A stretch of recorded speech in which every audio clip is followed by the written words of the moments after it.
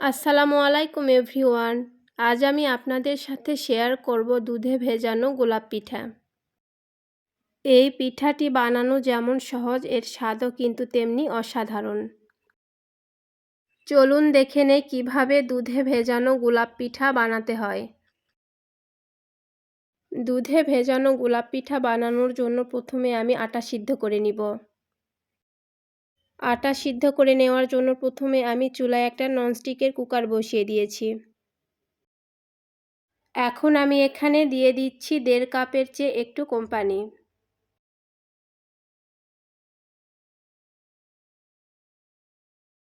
দিয়ে দিচ্ছি 1/2 কাপ পরিমাণ তরল দুধ।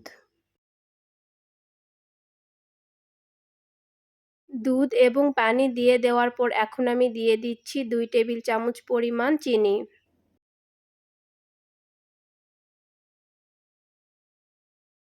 তারপর দিয়ে দিচ্ছি সামান্য পরিমাণ লবণ।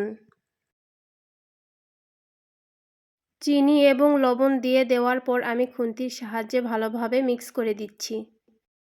এখন আমি এতে বলক আসা পর্যন্ত অপেক্ষা করব। পানিতে বলক চলে এসেছে। এখন আমি এখানে দিয়ে দিব 1.5 কাপ পরিমাণ আটা এবং 1/4 কাপ পরিমাণ চালের গুঁড়া। আমি আগে থেকে আটা এবং চালের গুঁড়া একত্রে মিশিয়ে রেখেছিলাম। আটা এবং চালের গুঁড়া পানিতে ভালোভাবে খুন্তির সাহায্যে মিলিয়ে নিচ্ছি। এখন আমি ঢাকনা দিয়ে ঢেকে আটা সিদ্ধ করে নিচ্ছি। ফিরে আসছি আটা সিদ্ধ হওয়ার পর। আটা সিদ্ধ হয়ে গিয়েছে, এখন আমি ঢাকনাটা সরিয়ে দিচ্ছি। এখন আমি এই সিদ্ধ করে নেওয়া আটা হালকা ঠান্ডা করে হাত দিয়ে মথে নিব। আটা ঠান্ডা করে আমি লেচি কেটে নিয়েছি। এখন আমি রুটি বানিয়ে নিব।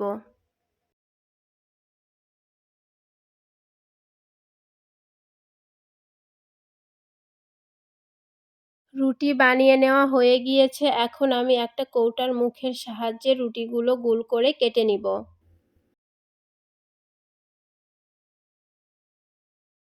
রুটিগুলো গোল করে কেটে নেওয়া হয়ে গিয়েছে। রুটিগুলো গোল করে কেটে নিয়েছি। এখন আমি গোল করে কেটে রাখা 3টা রুটির অংশ একসাথে নিয়ে মাঝখানে আঙুল দিয়ে চাপ দিয়ে দিয়েছি, যাতে রুটিগুলো একসাথে লেগে থাকে।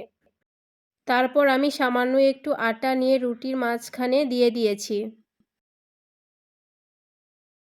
একটা ছুরির সাহায্যে 3 ভাগে সাইড থেকে কেটে নিচ্ছি।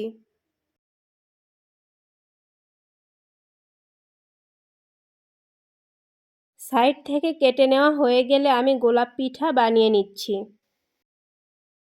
পিঠা বানানোর সময় গোলাপের পাপড়িগুলোতে হালকা চাপ দিতে হবে, না হলে কিন্তু পিঠা ভাজার সময় গোলাপের পাপড়িগুলো খুলে যাবে। এই পিঠাটি বানিয়ে নেওয়া কিন্তু খুবই সহজ। আমি আপনাদের একটা গোলাপ পিঠা বানিয়ে দেখালাম। এরকম করে আমি সবগুলো গোলাপ পিঠা বানিয়ে নিব। আমার পিঠাটি বানিয়ে নেওয়া হয়ে গিয়েছে। এভাবে করে আমি সবগুলো গোলাপ পিঠা বানিয়ে নিব। এর ফাঁকে আমি পিঠার শিরা তৈরি করে নিব।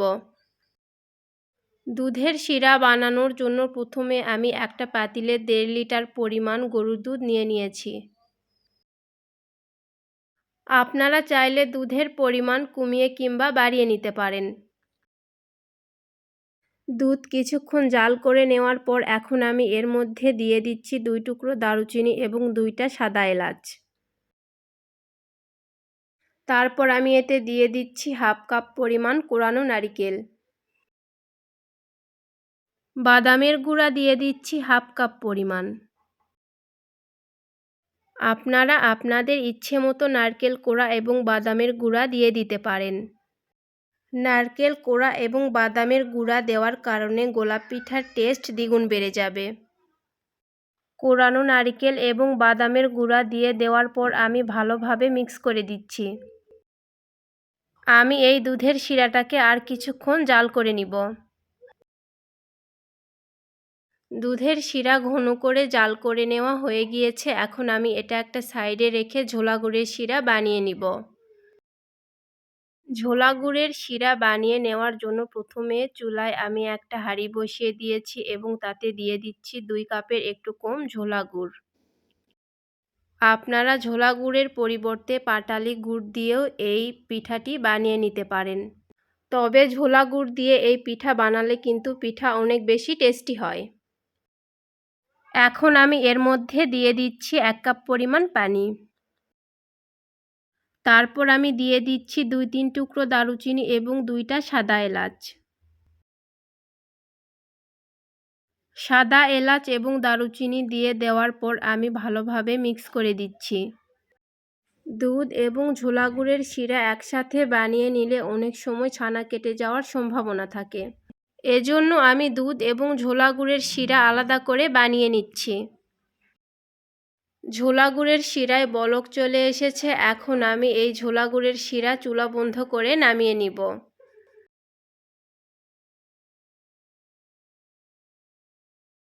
এরই মাঝে দেখুন আমার সবগুলো গোলাপ পিঠা বানিয়ে নেওয়া হয়ে গিয়েছে।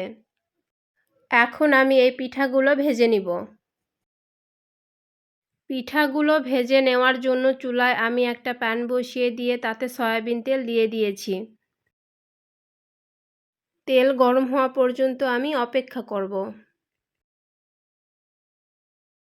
তেল ভালোভাবে গরম হয়ে এসেছে। এখন আমি একটা একটা করে গোলাপ পিঠা তেলের মধ্যে দিয়ে দিচ্ছি।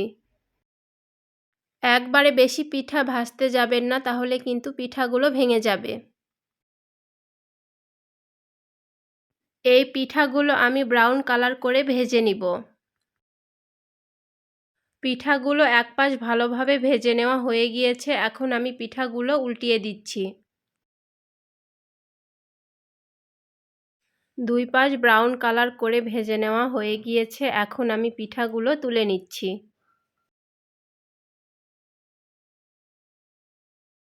পিঠাগুলো ভেজে নেওয়া হয়ে গিয়েছে। এখন আমি এই পিঠাগুলো হালকা ঠান্ডা করে নিব।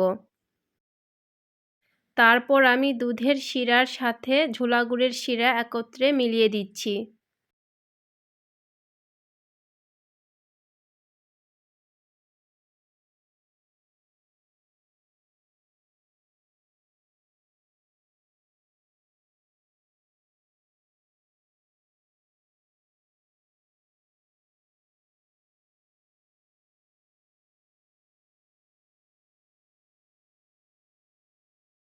দুধ এবং ঝোলা গুড়ের শিরা একত্রে মিলিয়ে নেওয়া হয়ে গিয়েছে।